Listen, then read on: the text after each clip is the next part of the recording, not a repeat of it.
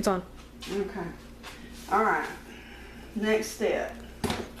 We're gonna get it ready to go in the pans. First thing is you take your rings off and you put them on this cute little ring thing that my daughter got me. She won for me many years ago. That would be you, Bree. Okay. You're gonna add a little bit of flour to the one you're fixing to work out. Now, you don't need this. What you do is you're gonna release the air from it. So actually all you're gonna do is you're gonna poke it. You wanna make sure you got flour on both hands because you're gonna need both hands. Fold over. And okay, now you're gonna work it just a little bit. You don't want to overwork it. Get it to where you can squeeze the bottom, set it in the pan, top down, and then you flip it. That way you've got that reserve oil is on the top of your loaf.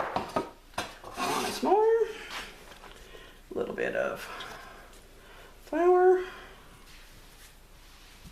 Poke. Over, over. Pick it up.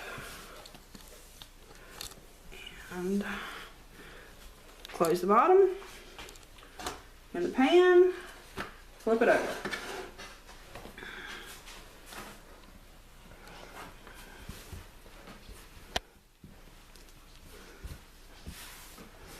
Put some on the counter.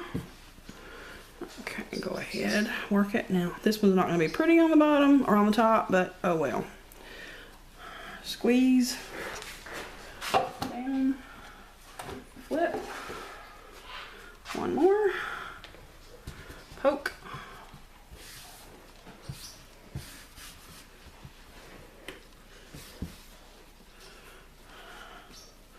Close.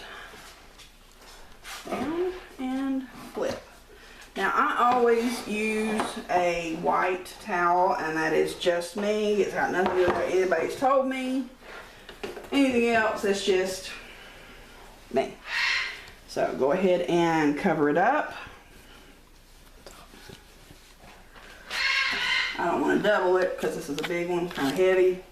And you're going to leave it to rise for 35 minutes. Now you want to make sure that the apartment is warm so it'll rise. If it's cold, it ain't going to rise. In other words, don't leave the door open for Dobby to go in and out on the patio. Go ahead and set your timer. It's going to rise for 35 minutes. Alright, while that's rising, you go ahead and try to clean up a little bit of your mess over here. When the stuff is stuck to it, I actually have a little tool that I got from somewhere else. You want me to get it? Now, I have a sifter. I have taken and saved this before, but I don't see any reason to. I usually just go ahead and dump it in the trash.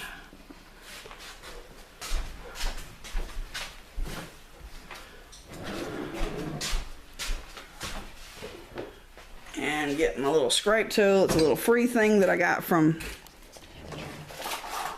Tupperware years ago.